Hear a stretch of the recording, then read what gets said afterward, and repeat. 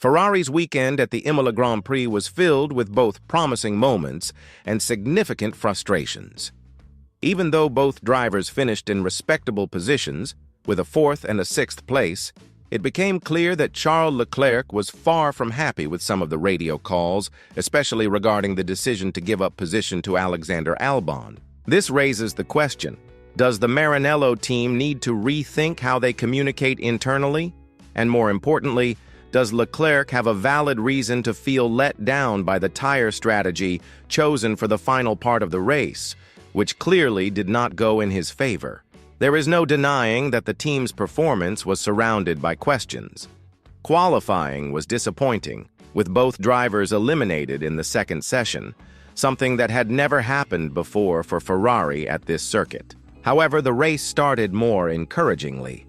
Charles Leclerc got off to a promising start, capitalizing on an early pit stop to overtake George Russell and position himself well to fight for a podium finish.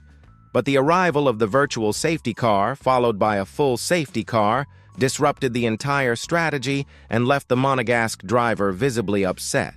These are unpredictable factors during a race, but the frustration deepened when, during the second stint, he was told that Lewis Hamilton would not be stopping again and that no fresh tires were available.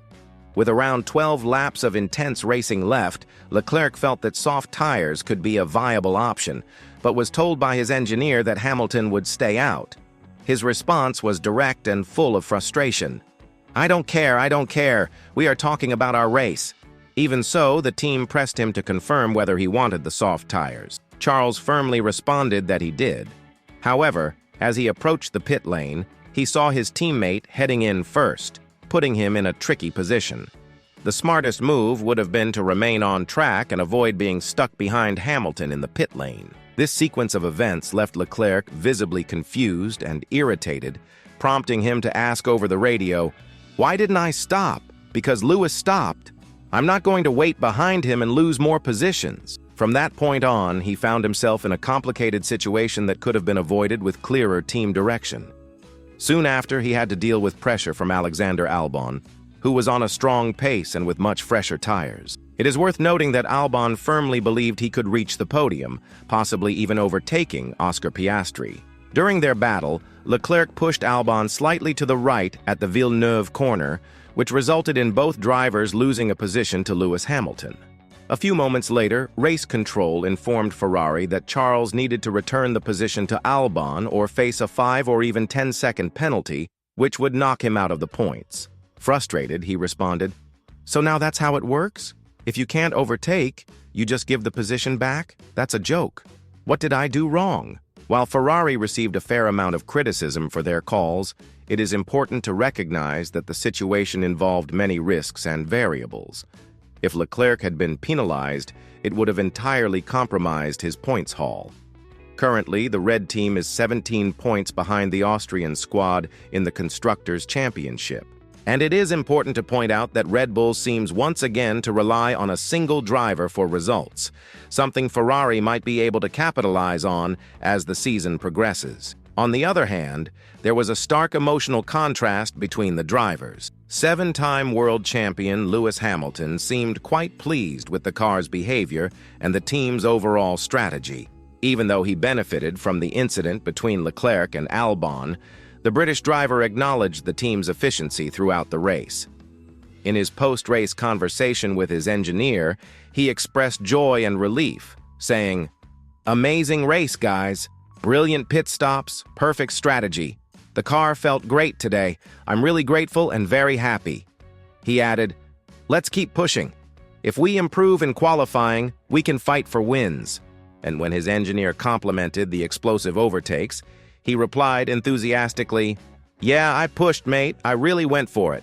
Overall, it's clear that emotions within the team are divided, with Charles showing signs of frustration, while Hamilton exudes optimism and confidence.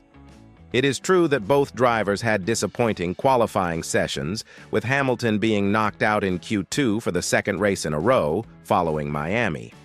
However, the race pace has seen a significant improvement. Ferrari seems to have acknowledged one key point. The car struggles with fresh tires, which directly impacts their qualifying performance. If that issue isn't resolved in time for Monaco, the team's chances will be greatly reduced due to the difficulty of overtaking on the narrow streets of the Principality. Charles made it clear that changes need to happen urgently, even though he admitted that the virtual and full safety cars had a negative impact on his result. Perhaps he avoided an even worse outcome by not switching to soft tires in the final laps, but that's something only hindsight can confirm. What he did stress is that both the car and race management need to improve. In his words, "Sometimes things just don't come together, and today was one of those days. We were really unlucky with both the virtual safety car and the full safety car. I couldn't take advantage of the first, and during the second, we didn't have the right tires available. But I don't regret it. 6th place, considering everything we went through, isn't that bad. But it's not the result we are aiming for. We need to focus on improving our Saturday performance because the car is good on Sundays." Lewis Hamilton, however, saw the race in a completely different light. He said that for the first time, he felt a real connection with the SF25. Ever since the sprint race in China, where he claimed pole and won, he had been searching for that level of confidence. Despite a slow start to the season, the British driver showed he still has plenty to offer. After the race in Imola, Hamilton explained that the team had been under a lot of pressure due to poor qualifying results.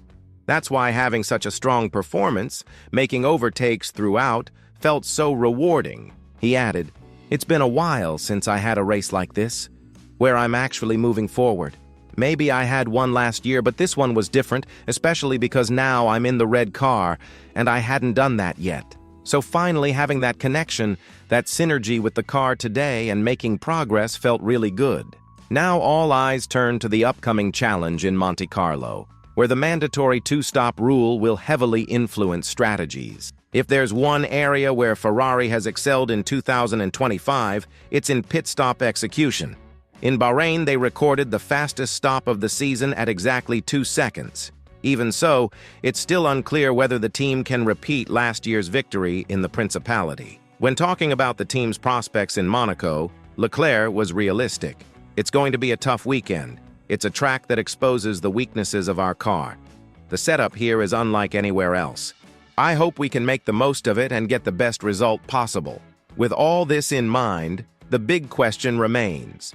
Are the radio messages between Ferrari and their drivers a sign of mounting pressure and tension? And more importantly, will this ongoing difference in approach between the two teammates continue into Monaco? Share your opinion in the comments below. And don't forget to click the video that's now showing on your screen.